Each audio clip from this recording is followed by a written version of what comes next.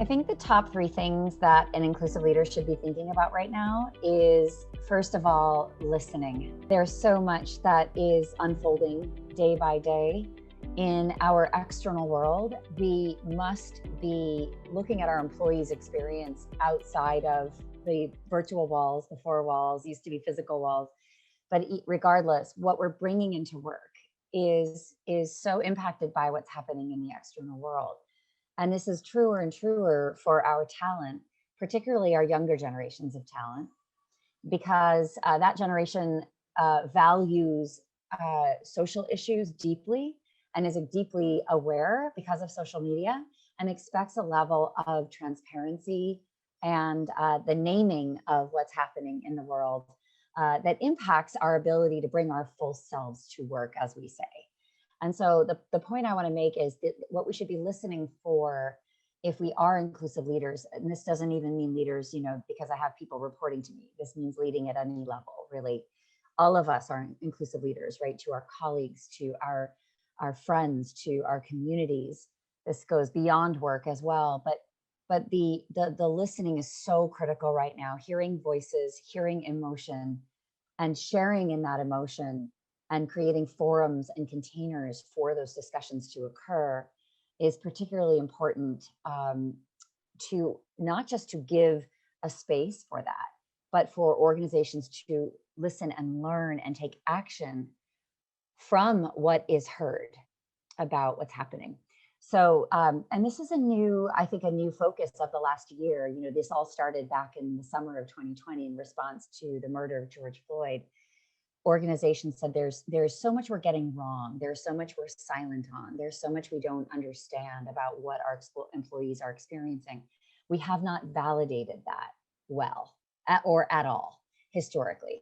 So we saw a huge change in many organizations, not all, but many humbled themselves publicly to say, what don't we understand? What are we not hearing?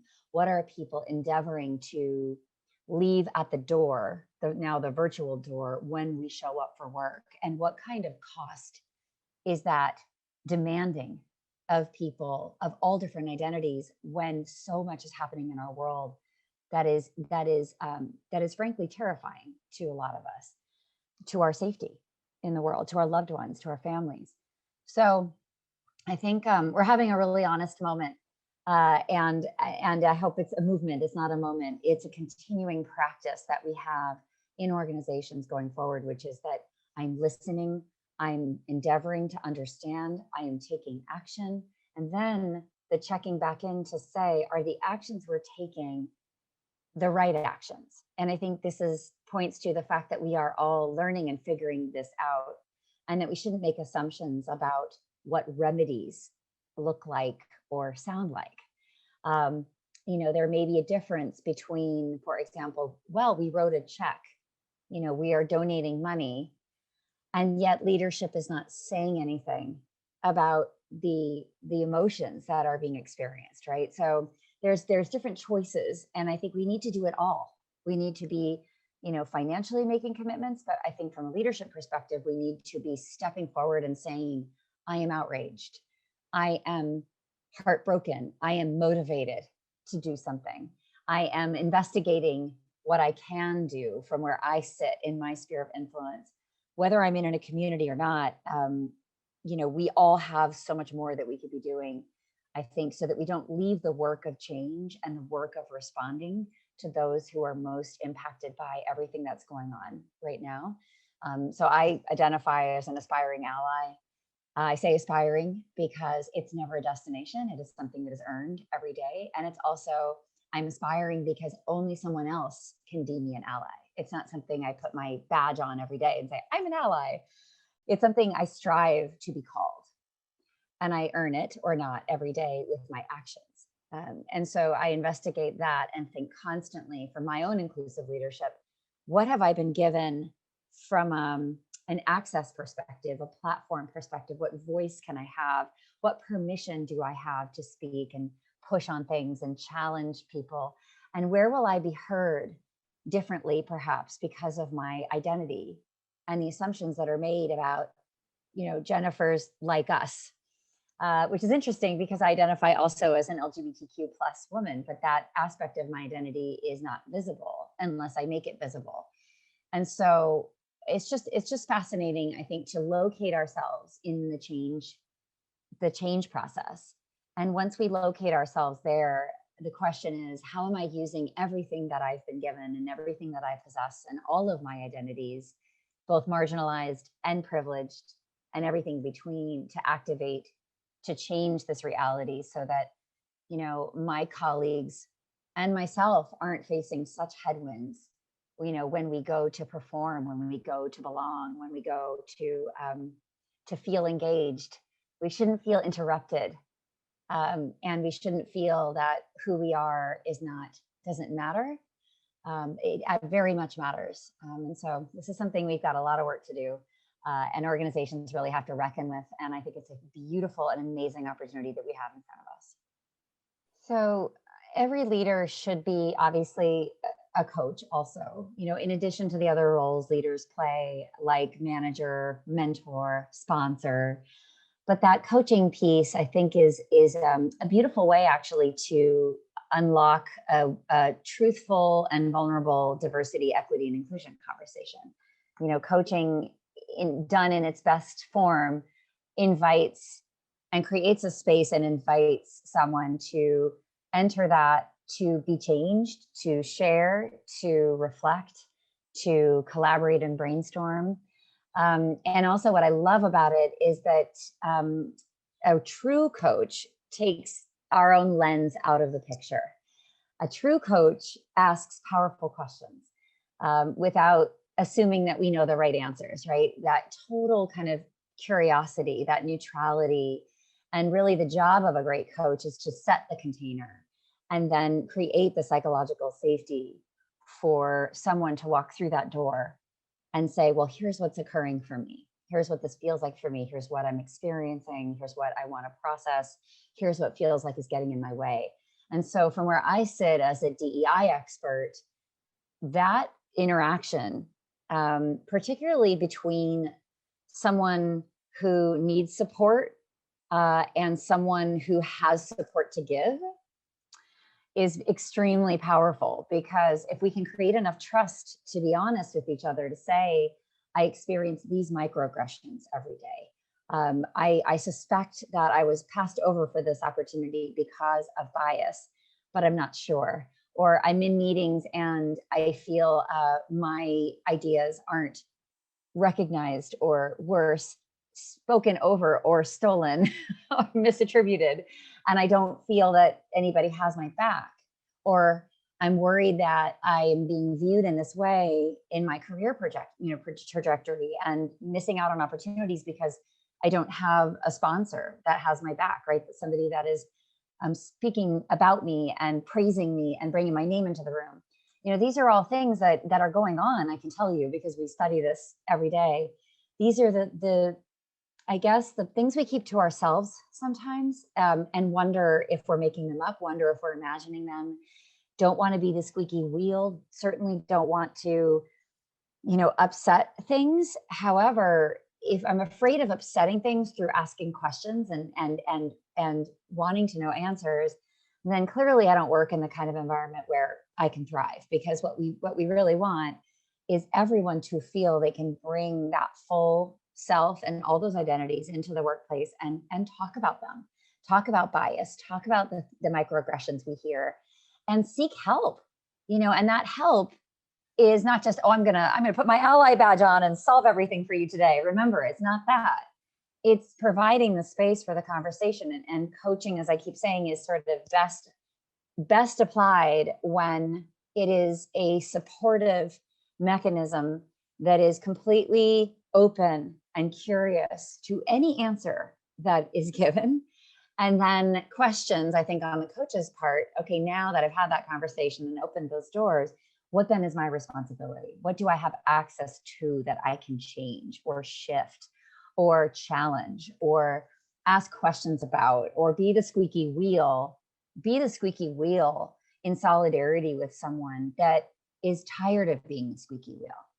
So I want to answer your question by saying coaching is part one, But then I would add the advocacy that then has to happen as a response to that. You don't just want to listen, you want to do, you want to take action, you want to represent and carry forward the challenges that people feel that often when we're in an ally position are not our lived experience. And so the work of this is really educating ourselves about all the lived experiences that are playing out around us and being extremely invested in understanding where is that happening? Why is that happening? Who is it happening to? Noticing it doesn't happen for us. Realizing that these differences make a difference for people's journey. They just do. It's a fact. So if you don't know that after the year we've been through, then you need to do a lot more reading. So and then the question to me is, so when do I take my coach hat off and I put my advocate hat on, right? I put my ally hat on. I put my, what we say, a co-conspirator hat on, you know, and I want to differentiate that because some folks have different preferences with language, but sometimes those who aren't a fan of the word ally say it is a bit of standing on the shores and watching somebody struggle and drowning, and sort of from arm's length. And a co-conspirator would be jumping in the water and saying, you know, I'm next to you, I'm here with you, I'm not, you know, distancing myself to keep myself safe or out of the fray, I'm in the fray. So I would also challenge all of you to think about, when do you step in? How far in do you step? And how are you activating, you know, far beyond some of these comfort zones that we have that we know we're going to seek, because humans like comfort. We like what's familiar, we like what's predictable, and yet this work is about actually getting comfortable being uncomfortable on a regular basis. So diversity, equity, and inclusion strategy, in my opinion, needs to be core to everything we do, versus perhaps to the side, as it's traditionally been viewed, I think, as a sort of discrete or even siloed function, owned by a small number of people. And, you know, sometimes manifesting in unconscious bias training, for example. You know, and we see managers say, oh, I sent everybody through the training and my work is done. So it's definitely not done. And my second book, How to Be an Inclusive Leader, is really an invitation for the rest of us to step in a meaningful way.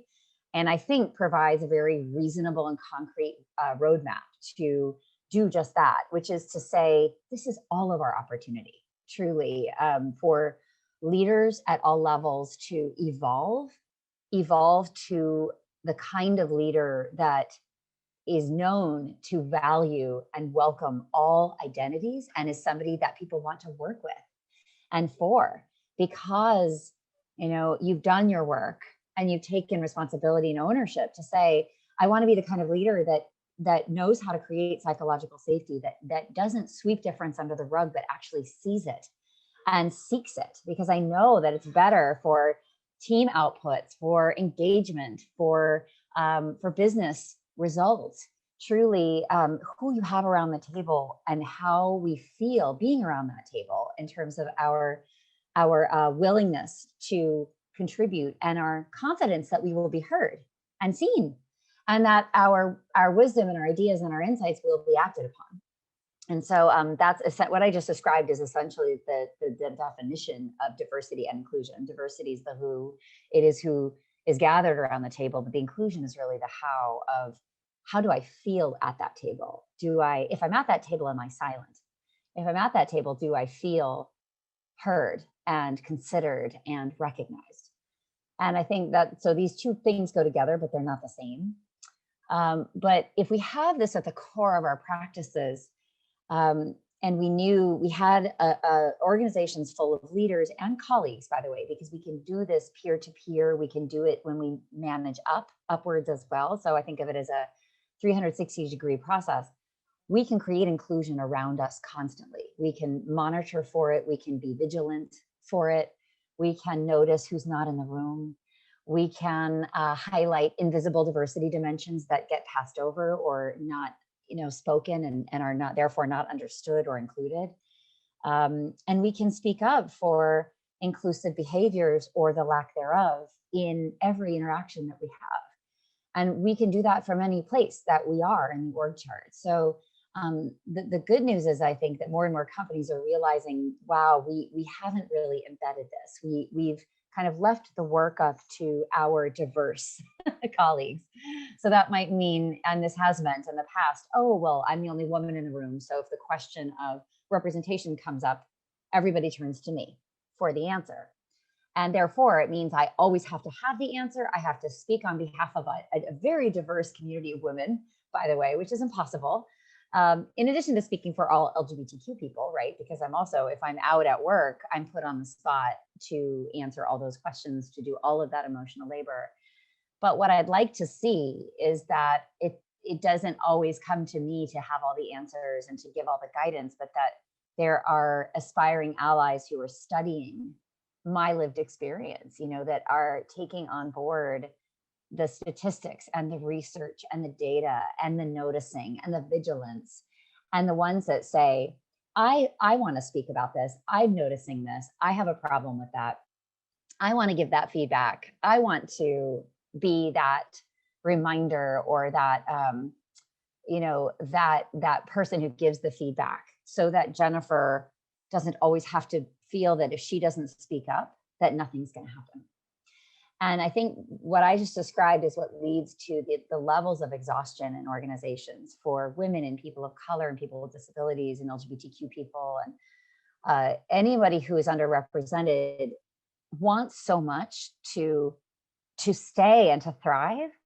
And sometimes, though, feels like we have all the emotional labor on behalf of the organization to change the system. And by the way, a lot of us are at levels in organizations where we don't have the keys to changing the systems. In fact, leadership in the org chart, and I do mean leadership now from a hierarchical standpoint, those at the top have more access and can change things more quickly than any of us can, and with less exhaustion from sort of bringing our full selves to work every day, feeling vulnerable, being challenged with what's going on in the world, and then having to show up and educate all day. So my plea and my call to action for aspiring allies is to say, lighten the load.